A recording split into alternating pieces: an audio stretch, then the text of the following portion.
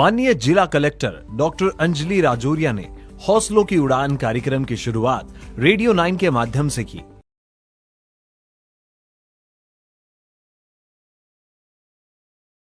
देखो उसके सामने तो सारा आसमां पड़ा है, मगर परिंदे की जिद है बिन पंखों की उड़ा है।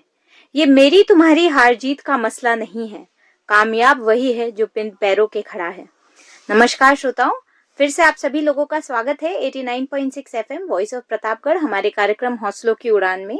आज हमारे कार्यक्रम में हमारे साथ हैं तपस एनजीओ से जुड़े राम अवतार जी और उनकी धर्मपत्नी निशा चौधरी जी। आपका स्वागत है राम अवतार जी और निशा चौधरी जी। मैं श्रोताओं को ये बता दूं कि तपस संस्थान आवासीय विद्यालय का संचालन करता है हमारे दिव्यांग बच्चों के लिए, और उनके शिक्षण प्रशिक्षण का कार्य भी तपस संस्थान द्वारा किया जाता है। तो कैसे हैं आप राम अवतार जी और निशा जी? जी मैम, बहुत अच्छे हैं, बढ़िया। बहुत धन्यवाद इस कार्यक्रम में पधारने के लिए। तो आप तपस संस्थान के बारे में और अपने बारे में हमारे श्रोताओं को बताइए। जी मैम, मैं राम अवतार चौधरी जो पिछले 11 सालों से तपस संस्थान से जुड़ा हुआ हूँ, और तपस संस्थान पिछले 20-22 सालों से 25 सालों से वर्क कर रहा है, जो कि दिव्यांग बालक बालिकाओं को लेके काम करता है। मेन हेड ब्रांच इसकी डूंगरपुर में है, जो इसकी स्थापना हुई थी 7 दिसंबर 2000 में। लगभग आज देखा जाए तो 25वां साल चल रहा है जी। इस ऐसे बच्चों के क्षेत्र में संस्थान को काम करते हुए। तो निशा जी, आप मुझे बताइए कि आपके छात्रावास में किस किस प्रकार की दिव्यांगता के बच्चे हैं और टोटल कितने बच्चे हैं? मेरे स्कूल में 110 बच्चे, जिसमें मेंटल रिटार्डेड, आईडीडी और मूक बधिर, हियरिंग एड और ब्लाइंड, और जिसमें सेरेब्रल पाल्सी वाले भी है, एचएचडी भी है, हाइपर एक्टिविटी वाला, और जिसके अंदर मानसिक विमंदित बच्चे ज्यादा है जी। और मानसिक विमंदित बच्चों का ही छात्रावास है। तो मानसिक विमंदित बच्चों के लिए आप क्या सेवाएं प्रदान करते हैं?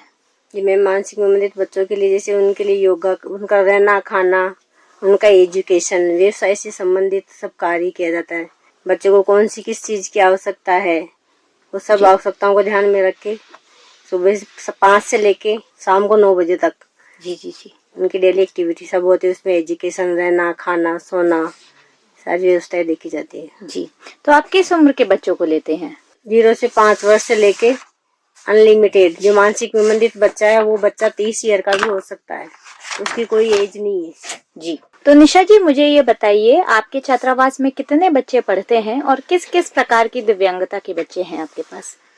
हमारे तपस संस्थान में 110 बच्चे भी रजिस्टर्ड है जी, जिसके अंदर मानसिक विमंदित, मूक बधिर और ब्लाइंड 3 कैटेगरी के बच्चों का एजुकेशन किया जाता है। और किस उम्र के बच्चे हैं आपके पास? स्कूल में 5 वर्ष से स्टार्ट है। तो मानसिक रूप से विमंदित बच्चों के लिए आप किस प्रकार की विशेष सेवाएं प्रदान करते हैं? सबसे पहले उनकी आवश्यकता होती है उनकी डेली एक्टिविटी जी, जिसके अंदर उनको रहना खाना पीना, किस तरह उनको एजुकेशन से संबंधित शिक्षण दिया जाता है, उस बच्चे की उसकी आवश्यकता के अकॉर्डिंग देख के वो कार्य निर्धारित किया जाता है डेली का जी। तो राम अवतार जी, आप हमें ये बताइए बच्चों के सर्वांगीण विकास के लिए आप कौन कौन सी अन्य गतिविधियां करते हैं और टेक्नोलॉजी का किस हिसाब से प्रयोग करते हैं बच्चों के विकास के लिए? सर्वांगीण विकास के लिए बालक को जैसे एक तो खेल से उसको जोड़ा जाए, योगा से उसको जोड़ा जाए, मेडिटेशन उसको करवाया जाए, ताकि बच्चे का सर्वांगीण विकास हो सके। और रही बात टेक्नोलॉजी की, तो अभी हमने सेटअप जमाया जिसमें बच्चों को कंप्यूटर का कार्य सिखाया जा रहा है, जिसमें बच्चे उस कंप्यूटर के माध्यम से बहुत सारी चीजें सीख पा रहे हैं। कंप्यूटर को ऑन ऑफ करना, उसको चालू करना। आपके पास कुछ स्पेशल इक्विपमेंट्स भी हैं for children with special needs? जी। जैसे कि ब्लाइंड बच्चों के लिए क्रिकेट किट है जो साउंड वाला है जी। मेंटल रिटार्डेड बच्चों के लिए एक एक्यूप्रेशर थेरेपी सिस्टम है, इक्विपमेंट्स। फिजियो बोले हैं, जो बच्चा यदि हाइपर हो रहा है तो उसको अपन उसको करवाएंगे तो वो उसकी हाइपर एक्टिविटी कम हो जाएगी। तो आपको सरकार से किस प्रकार की सहायता मिलती है राम अवतार जी? सरकार को जैसे हमारा स्कूल और जो छात्रावास चलता है उसमें सरकार द्वारा हमें अनुदान दिया जाता है, जो उन बच्चों के खाने पीने, आवास और शिक्षण के रूप में उसका उपयोग किया जाता है। आपके संस्थान में कितने कर्मचारी कार्यरत है निशा जी? स्कूल के अंदर 11 है और होम जो हॉस्टल चलता है उसके अंदर 26 है। अच्छा, इनको कोई विशेष प्रशिक्षण प्राप्त है दिव्यांग बच्चों के साथ? जो स्पेशल एजुकेटर है जी वो डीएड बीएड इसी विशेष शिक्षा के अंदर ही उन्होंने डिप्लोमा किया है, बीएड किया है, एमएड किया है। जी और जो केयर टेकर है वो 12 पास होना चाहिए। जी जी बाकी साक्षर तो होना ही चाहिए, जो बाईजे वगैरह है। जी जी जी जी। तो राम अवतार जी, आप हमें बताएं, छात्रावासों में बच्चों के भोजन और पोषण की क्या व्यवस्थाएं की जाती हैं? क्या कोई स्पेशल व्यवस्था की जाती है बच्चों की दिव्यांगता को ध्यान में रखते हुए? जी मैम, बच्चों के अकॉर्डिंग सुबह जैसे 7:30 बजे नाश्ता होता है, उसमें अलग अलग डे वाइज बटा हुआ, जैसे किसी दिन पोहे और दूध होगा, किसी दिन बिस्किट और चाय होगी। बच्चों को 4 टाइम खाने का फूड्स दिया जाता है, जिसमें 7:30 बजे नाश्ता हो गया, 11:30 बजे खाना हो गया, फिर 4 बजे अल्पाहार, शाम को 6 साढ़े 6 बजे खाना, जिसमें उनकी नीड को देखते हुए, जैसे तीखा कम होना चाहिए, ज्यादा मिर्ची नहीं होनी चाहिए, बच्चों के हिसाब से चीजें होनी चाहिए, हार्ड खाना नहीं होना चाहिए, जल्दी से मतलब पौष्टिक और पचने वाला होना चाहिए, उनकी दिव्यांगता को देखते हुए। इसमें जैसे ये रूल है कि अगर बच्चे को सुबह अगर मक्के का दलिया दिया है तो शाम को भी वही देना चाहिए। अभी जैसे हमारे हाई कोर्ट के जज आए थे जोधपुर से, उन्होंने स्पेशली रिक्वेस्ट की थी कि जैसे बच्चों को आप मोटा अनाज खिलाएं, और ये अभी अपने जो भारत सरकार है वो भी ज्यादा जोर दे रहे हैं कि मोटा मिलेट्स अनाज के प्रयोग पर। हाँ, मोटा अनाज सही पे। बात है। तो आप मुझे ये बताइए कि क्या बच्चे अपने अभिभावकों के संपर्क में रहते हैं? जी मैम, जैसे हमारे पास 110 बच्चे हैं, जिसमें से 108 बच्चे परिजनों के बिल्कुल संपर्क में रहते हैं। जैसे महीने या 15 दिन में हम खुद पेरेंट्स को बुलाते हैं, बच्चे की क्या आवश्यकता है, उसको कहीं घूमना है या उसको कुछ चाहिए, क्योंकि हमारा उद्देश्य ये है कि परिवार से उसको जोड़ के रखना, न कि परिवार से अलग करना। और 2 बच्चे ऐसे हैं जो चाइल्ड लाइन के माध्यम से हमारे पास रखे हुए हैं, उनके कोई पेरेंट्स वगैरह नहीं है, उनका सारा सब हमें ही करना पड़ता है। और अभी जो नया लेटेस्ट बच्चा आया चित्तौड़ से, वो उसको जहाँ तक मेरा मानना है, उसको परिजनों द्वारा एक रेलवे स्टेशन पे छोड़ा गया, उसको चाइल्ड लाइन के माध्यम से हमारे पास रखा गया है। तो बच्चों के मनोरंजन और खेलों के लिए आप क्या प्रयास करते हैं? बच्चों के मनोरंजन और खेलों के लिए डे वाइज हमारी एक एक्टिविटी चार्ट बना हुआ, जैसे मंडे को पीटी होगी, जो बच्चों को अलग अलग पोएम्स सभी साथ में स्टाफ भी बोलेगा, प्लस बच्चे भी करेंगे। बच्चों को जैसे क्रिकेट भी खिलाते हैं, बच्चों को बॉल से भी खिलाते हैं। अभी बच्चों का नया, अभी बच्चे खेलते हुए जैसे सितोलिया खेलना, जो जिन गेम्स को लोग भूलते जा रहे हैं वो गेम्स भी हम करवाते हैं। ट्रेडिशनल गेम्स को आप रिवाइव करना चाहते हैं। मैंने भी बच्चों के साथ इंटरेक्ट किया, मैं आपके संस्थान में आई थी और आपके बच्चे बहुत ही प्रतिभाशाली हैं। मुझे बच्चों ने पोएम सुनाई, बच्चों ने योगा करके दिखाया, बच्चों ने भजन गा के सुनाए, तो मुझे भी बहुत एहसास हुआ कि आप लोग बहुत मेहनत करते हैं बच्चों पर। बच्चे स्वयं भी बहुत प्रतिभाशाली हैं, बहुत जल्दी सीखते हैं। 5:30 से लेके रोज 6:30 बजे तक 1 घंटा उनका योगा का ही होता है। और बच्चे बहुत खुशी से दिखाते हैं, अपनी खुशी जाहिर भी करते हैं जब भी कोई उनसे मिलने आते हैं। तो मुझे भी स्वयं बहुत अच्छा लगा जब मैंने आपका संस्थान विजिट किया। तो बच्चों को आत्मनिर्भर बनाने के लिए आप किस प्रकार का प्रशिक्षण देते हैं? बच्चों को आत्मनिर्भर बनाने के लिए जैसे कि शिक्षा के साथ साथ में उसको वोकेशनल ट्रेनिंग से जोड़ना, क्योंकि हर प्रश्न का यही उद्देश्य होता है कि मैं एक शिक्षा ग्रहण करने के बाद मेरा आर्थिक परिवार कैसे चलाना है, मेरा गुजारा कैसे चलाना है। उसके लिए हम जैसे अखबार की थैली बनाना है, फाइल फोल्डर बनाना है, और नया हम मोमबत्ती बनाने का भी सांचा ला रहे हैं, जिसमें मोमबत्ती है, चौक बनाना है, ताकि जो सरकारी इंस्टीट्यूट चल रहे हैं, विद्यालय चल रहे हैं, उनमें यहाँ हमारे चौक तैयार होंगे और सभी विद्यालयों में हमारे यहाँ से डिस्ट्रीब्यूट किया जाएगा। इसकी प्लानिंग अभी चल रही है। बच्चों को हम तैयार करेंगे, जैसे ऊपर से नीचे फाइलें लेना, किसको बुला के लाना है चौकीदारी के हिसाब से, तो उनको रोजगार देंगे, क्योंकि वो 18+ हो गए। तो बच्चे हर प्रकार का अपने दैनिक जीवन का कार्य स्वयं कर सकें, किसी के ऊपर निर्भर ना रहें, उस हिसाब से भी आप उन्हें प्रशिक्षण देते हैं। बहुत बढ़िया, बहुत बढ़िया राम अवतार जी। आप मुझे बताइए, तपस में काम करने का मन कैसे बनाया आपने? जी मैम, तपस्या में काम करने का मन इसलिए बना कि जो हमारे जिले में थी योगेश संस्थान, उसमें मैं केयर टेकर काम करता था। मैंने डिग्री डिप्लोमा बाद में किया।